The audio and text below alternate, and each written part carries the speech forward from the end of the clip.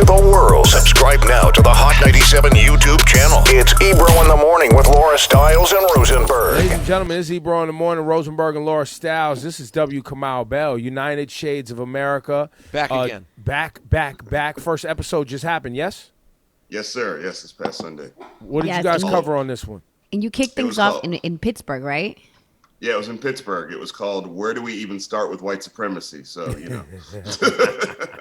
which we all know where to start with it, but CNN's audience doesn't all know where to start with it. So that's what we did. So how did you guys start? I'm sorry. Sorry, Laura. How'd you guys start, Kamau?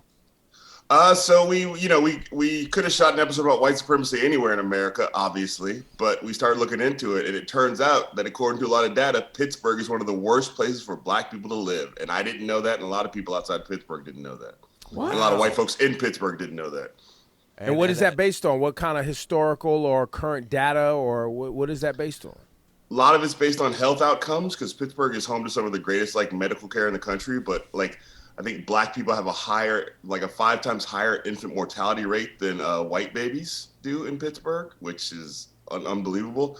It's also based on media portrayals. We had a stat in the show that said that when black people are portrayed in Pittsburgh media, 72% of the time they are either athletes or criminals. So growing up black in Pittsburgh, you may die as a baby, or if you get to live to see be an adult, you only see yourself as an athlete or a criminal based on the news. So, and it's also based on standard of living and lots of other things. But it's all you can see the result. It's not a rumor. That's interesting too. It makes me feel my white privilege because I've been to Pittsburgh many times and love Pittsburgh. I'm always one of those people Pittsburgh's an underrated city. It's great. I love Pittsburgh. And I didn't even realize that was a thing.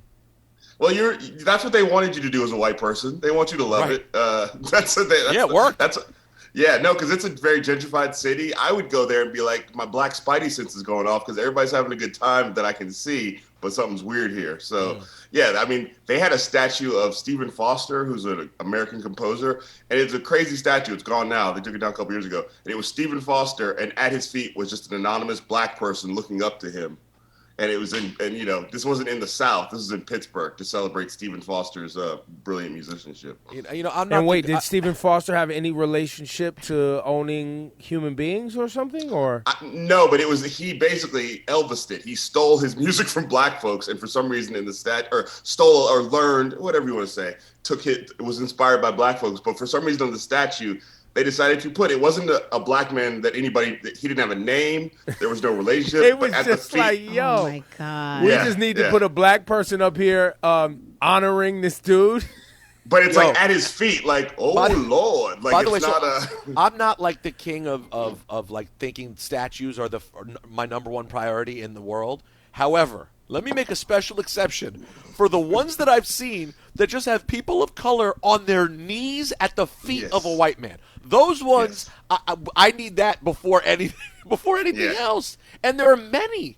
The Abraham Lincoln one that went viral, that was a shocker for me. I'd never seen that statue. There was a Lincoln one too? Yeah, there's an Abraham Lincoln one. I think it's in, is it Baltimore? Because there's one here. There's a Roosevelt one here. Well, the Roosevelt went out front of the museum. Yeah, the Theodore Roosevelt with he's got a Native American dude and a slave. No, he needed both. He needed both to be serving him at the same time. Yeah. It's crazy town. The Lincoln one's in Boston. Okay. Look up Abraham Lincoln in Boston, where he's basically petting a slave. It is a disaster. So where else are you going this season? We have an episode in New Orleans that's about reparations. We got Nicole Hannah-Jones from the New York Times and Branford Marsalis in that one. We have an episode this weekend that's about American farms in Oklahoma. So we actually have a segment on Black Wall Street. You guys know, I'm sure you know about Black Wall Street. Yes, of course. So we have an episode about public schools in Cleveland. No, we did not get LeBron. We set in Cleveland hoping we get him. He was too busy. And then we have episodes about actually Iranian Americans in Long Island. We did an episode out there. So I've never been to Long Island before. So and then we have an episode in Miami about Venezuelan Americans. Wait, can we stop there for a second? Wait, yeah. Yeah, you said it's about Iranians on Long Island? Iranian Americans on Long Island. That's apparently one of the hubs of Iranian Americans is on Long Island. And what did you learn about the experience there? I don't know much about that. I mean, we did it because every now and again in the news, like when America doesn't have a lot of enemies going on, we just sort of like to focus on Iran. So like, we like it. It so is the when de facto beef that America has. Right, of course. Yeah, we talked about it in the episode how as a kid growing up, I would just be like every now and then you'd be like, I guess we hate Iran again, and I wouldn't know why. Maybe we're gonna start World War III. And so, but really, it's just one of those episodes where you go out there to see like basically very nice people, but boring people living in the suburbs, paying their taxes, who want like a nice yard and a barbecue grill. And so it's an episode to go like, look at this. Is this what we're afraid of? And then you hear the stories of how a lot of the Iranian Americans are actually conservatives. So it's sort of interesting that a lot of them like snuck into the country or bribed people to get here or had money when they showed up. And then now that they're here and they've been here for a long time, they're like, and they're Trumpers and anti-immigration. And you're like, but what? How did you? Some people have short memories with that stuff. Wow. Well, Long Island is a very interesting place because not only that, but there's also like a really interesting population of Salvadorians. And then there's like the whole MS-13 that you think is only existing in like, in Mexico and Central and South America, right? It's heavy in Long Island.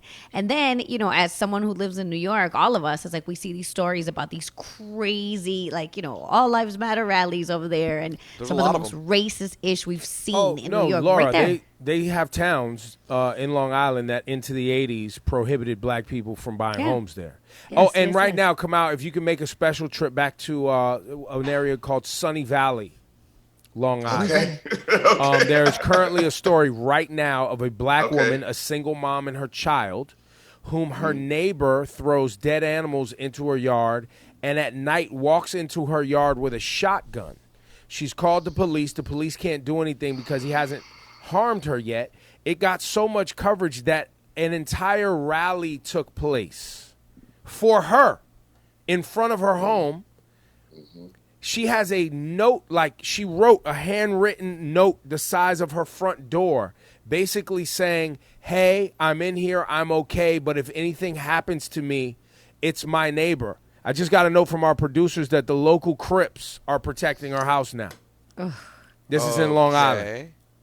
And the neighbor, I assume the neighbor's white, right? This is how this Yeah, works. The neighbor's white.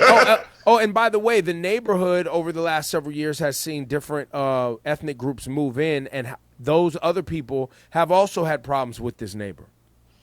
Well, there's pictures of the neighbors with a shotgun, right, Ebro? They're just kind of just sitting there with guns. Oh yeah. And New York's not open carry, right? No. Yeah. Well, he's at home.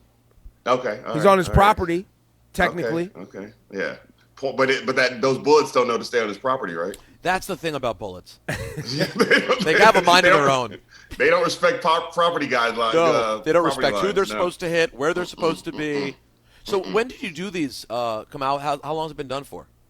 We started filming these in the fall. The Pittsburgh episode we filmed in February. And I mean, now looking back, we got in right under the wire. So we filmed the whole episode, then came back, started editing it, and then the coronavirus hit, and we're like, oh, we should talk about this in the episode. And then George Floyd was murdered, and we're like, oh, we should talk about this. So it's really like our most ripped from the headlines episode because it was about white supremacy, and we're turning on the news, and white supremacy is happening all over the news. And the whole thing with the episode was to really define white supremacy as not, a lot of times people just define it as the neo-Nazis, the KKK. And we're like, no, that's white supremacists. White supremacy is the system that we live in. How do you think? Oh, go ahead, Roseberg. No, I have nothing. I was just going to say it's so awesome that you do this show and that you were already doing it before everything happened because, as you've been on our show before, these are not new topics for many people. No. And so it's just a great reminder that there are people like you and your team at CNN who have been working on these pieces and thoughts for a minute. This didn't start 3 months ago. No, our first episode was me going to meet with the KKK, and so this was sort of a sequel to that. Instead of talking to white supremacists, talking about the entire system of white supremacy. So, and also to maybe stop people from yelling at me in the airports. You're the KKK guy. No, you don't need that. You don't need that. You're the KKK guy. Yeah. That's what this has come to. That's incredible. From black folks too, not just white folks. Because they can't say Kamau. KKK, and I'm like, hey man, keep it cool here. Chill, cool. That's Valley Stream, Long Island. I said Sunny Valley. I meant Valley Stream. I apologize for where that story's going on locally here in New York. Now, Kamau, how do you feel? You have been working on this conversation about the the ugliness of America. Let's just get right to it.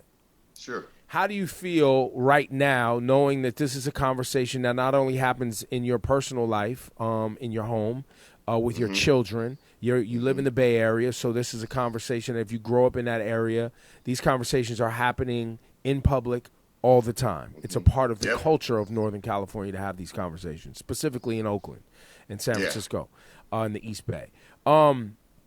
But how do you feel when you're watching it happening around the country and around the world right now, where you see basically the entire world has galvanized around bringing value to Black lives mattering? How are you seeing it? It's great. I think a couple things. One, it's great, but I think if a virus comes out tomorrow that is free and passed out on street corners, the conversation for a lot of white folks goes away. Right now, the conversation's only happening because they kind of don't have a choice, because the big concert's not coming to town, the big movie's not opening, yoga classes on Zoom. You know what I mean? So so white people sort of have no choice but to have the conversation. But it's also, it may be too late for the conversation, because I feel like with the coronavirus and the way we've handled this may be a wrap on America as we know it soon. So it may be that, there used to be a thing called the Roman Empire. Now you go to Rome to look at crumbled buildings. You know what I'm saying? I feel like we are very much on the precipice of, in 10 years, looking back on America and it's going to be very different from how we know it now. Do you think that's an economic thing or like a global perception thing? I think it's both. I think, recently Trump tried to ban international students from coming to this country if they were only going to take online classes. Yeah, and he was going to send some home. He's going to send some home. What people don't understand, like Trump and people support Trump, the reason why America got the reputation for the greatest country on earth is because many of the greatest people from all around the world wanted to come here and invent their stuff here and do innovation here. So a lot of the innovation we have is because we were the place to go. Well, when that reputation goes away, the whole economic situation changes. That stuff starts happening in other countries or back in their homeland, and it doesn't happen here anymore. And we become like the nightclub that used to be cool. Well, or like everything else is happening, remotely. Yes. So, well said. Why do I need to go to America when I can just pop up on Zoom? Yeah, exactly. And I won't catch nothing. I won't catch nothing. I don't have to be worried about being harassed and killed by police. Let me keep my brown or black ass where I'm from. But also, you don't invent the things here, so we don't get credit for them. A lot of the inventions America takes credit for were created by immigrants. A lot of the technical information was created by immigrants. Immigrants who came here to go to college, or immigrants who applied for asylum, all sorts of things. A lot of immigrants open more businesses than any other group of people, and that stuff goes away, and then America starts to get softer than it is now. W. Kamau Bell. Check him out. When's the show on, my brother? My brother? It'll be on. So the White Supremacy show re-airs this Saturday at 10, and the new show's episode Sunday nights 10 o'clock Eastern, 7 o'clock Pacific only on CNN. And have you been able to? I know you do stand up also. How have you been doing the parking lot stand up pop-up comedy shows in Oakland? Hell no. I got 3 kids. I'm not trying to die. I feel bad for stand-ups who have to do that, but I can't, I barely go outside. I don't see the sun for days at a time. I got asthma, high blood pressure, and I'm black. I'm a walking precondition for the coronavirus. So I do stand-up right here to myself. God bless you, man. And thank you for your work, bro. Thank you, man. Keep going. And when we can sit down face to face again, we hope to see you soon, and come back anytime. We love talking to you. Thank you. Appreciate it. Appreciate you, bro. W. Kamau Bell, man. Thank you. Thank you.